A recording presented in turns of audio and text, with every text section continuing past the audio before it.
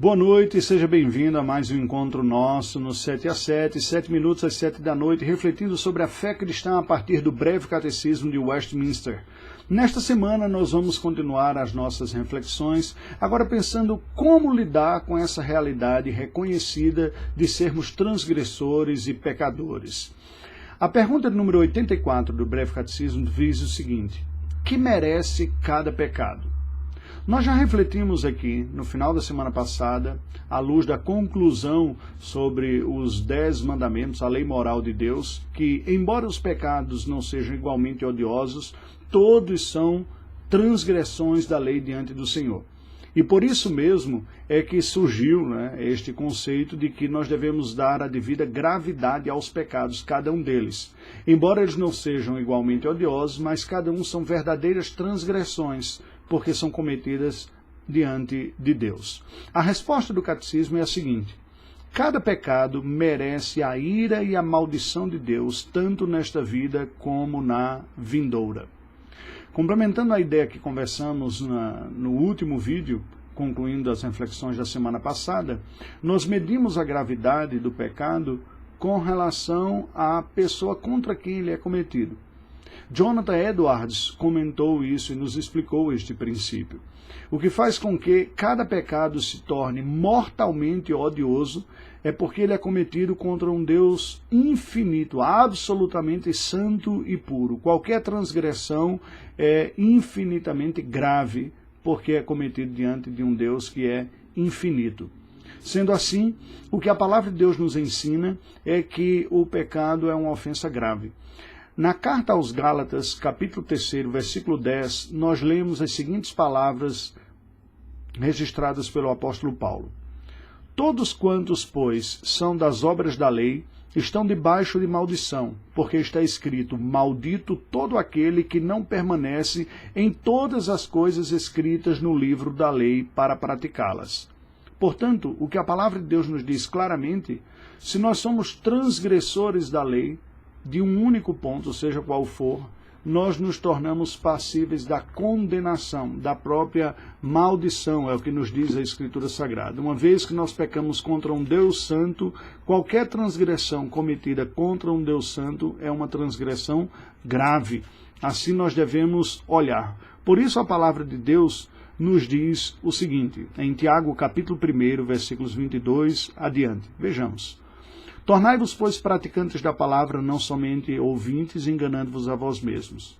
Porque se alguém é ouvinte da palavra e não praticante, assemelha-se ao homem que contempla no espelho o seu rosto natural. Pois a si mesmo se contempla e se retira, e para logo se esquece de como era a sua aparência. O que a palavra de Deus nos apresenta é que, por sermos transgressores, nós temos que reconhecer essa culpabilidade diante do Senhor. Não importa definitivamente a medição nossa ou a comparação horizontal dos nossos pecados e das nossas transgressões. Nós precisamos constantemente da luz da palavra de Deus, porque nos esquecemos da gravidade das faltas diante do Senhor. Veja o que o nosso Senhor disse no Evangelho segundo Mateus, capítulo 25, versículo 41.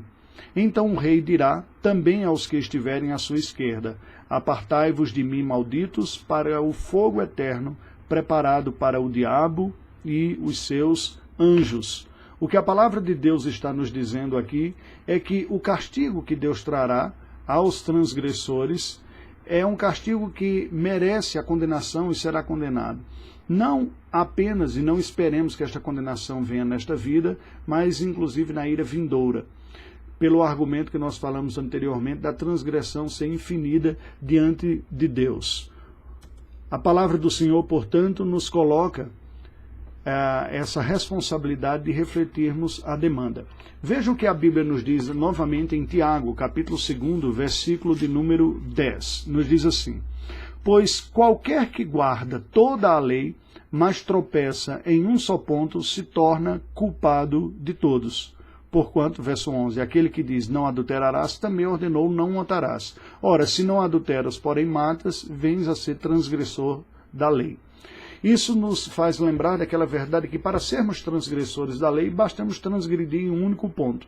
E considerando que nós pecamos diante de um Deus que é eterno e glorioso, isso demanda castigo. Preste atenção um ponto. Não é possível Deus simplesmente perdoar os pecados dos homens, porque isso seria uma injustiça. A transgressão requer a condenação. A justiça de Deus demanda, pelo fato de Deus ser justo, em sua justiça ele demanda a punição. E pelo fato de que os pecados cometidos diante deles são pecados diante de um ser infinito, isso requer uma condenação proporcional e eterna. A nossa falta de referência de Deus faz com que nós tenhamos um juízo diferente a este respeito. Certas pessoas, alguns inclusive em outros contextos culturais, vêm a rejeitar a mensagem do cristianismo porque não entendem, e alguns cristãos até não entendem direito, a lógica do perdão de pecados. O perdão de pecados não é uma coisa leviana. Deus seria leviano se simplesmente tratasse como inocente aquele que é culpado. Na verdade, houve um pagamento grave e doloroso, que foi do próprio Senhor Jesus Cristo na cruz do Calvário. O que nós temos que nos lembrar é que as nossas transgressões custaram a vida do Filho de Deus. O Filho de Deus, nosso Senhor Jesus Cristo, pagou em nosso lugar. E isso deve fazer com que nós olhemos com seriedade as transgressões. Que Deus tenha misericórdia de nós. Oremos. Senhor, dá-nos a consciência da Tua graça, dá-nos a consciência da gravidade dos pecados, para que não sejamos superficiais, nem tolerantes com aquilo que é tão desagradável, desonroso e ofensivo aos Teus olhos. Ajuda-nos a olhar as coisas com o Teu olhar. Em nome do Teu Filho oramos. Amém. Até amanhã.